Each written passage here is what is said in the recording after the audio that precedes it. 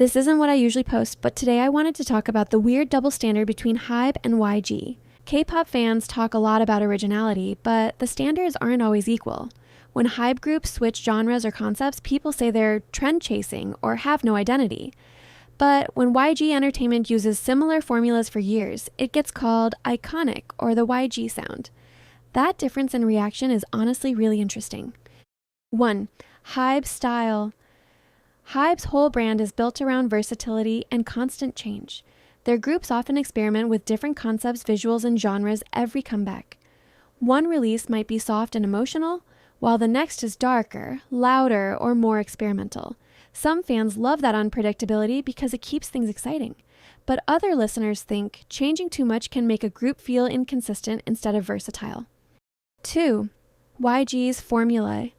YG has always been known for a very specific and recognizable musical formula. It usually includes heavy bass, sharp rap verses, confident or boss energy lyrics, and dramatic performance-ready choruses that often rely on strong beats or minimalistic but impactful hooks. The structure is often built to sound bold and instantly attention-grabbing, especially in live performances or music videos. And this formula clearly worked on a global level. Blackpink is the biggest example of that success, using this exact style to become one of the most recognizable girl groups worldwide. Because of that, many fans don't just see the YG formula as repetition, they see it as branding. It's become something people associate with confidence, luxury concepts, and strong stage presence, which is why it's often praised instead of questioned. 3. Baby Monster discussion. A lot of fans have noticed that Baby Monster also uses many classic YG elements in their music. Strong intros, rap-heavy verses, slower pre-choruses, and explosive choruses feel very familiar to longtime YG listeners. This is especially noticeable for fans who have followed multiple YG generations. That doesn't mean Baby Monster lacks talent or individuality because the members clearly have their own strengths and presence, but it does explain why people naturally compare their sound, structure, and overall energy to Blackpink and earlier YG groups. 4. The double standard. This is where the double standard conversation really comes in. When HYBE experiments too much, people call it messy or say the company is chasing trends instead of building identity. The same variety gets interpreted as confusion rather than versatility.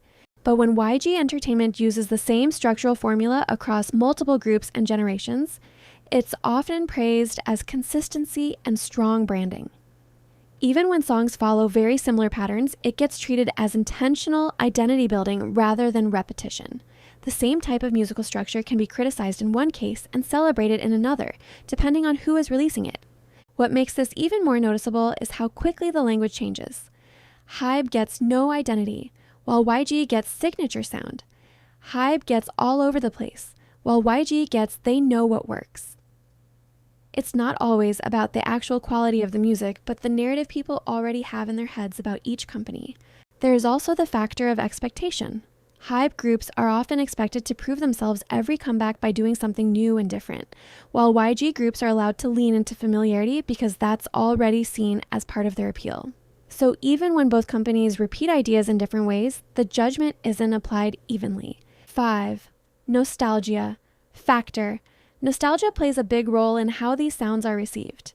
Older YG eras had a massive impact on K-pop, so many fans already associate that style with iconic moments and success. That emotional connection makes the formula feel familiar and reliable instead of repetitive. Meanwhile, HYBE groups are often expected to constantly reinvent themselves, which puts more pressure on every comeback to feel completely new. So one approach gets labeled safe and iconic, while the other gets labeled unstable, even though both are strategic choices. At the end of the day, the HYBE versus YG debate is mostly about perception, not just music. When HYBE groups experiment with different genres and concepts, people often call it no identity or too inconsistent. But when YG Entertainment sticks to a familiar formula, it's more likely to be called iconic or a signature sound. The main difference is strategy, not quality. HYBE tends to focus on variety and reinvention, which keeps things fresh but can feel less predictable. YG focuses more on repetition of a proven formula, which builds strong branding but can feel repetitive depending on the listener. In reality, both approaches are intentional and both work.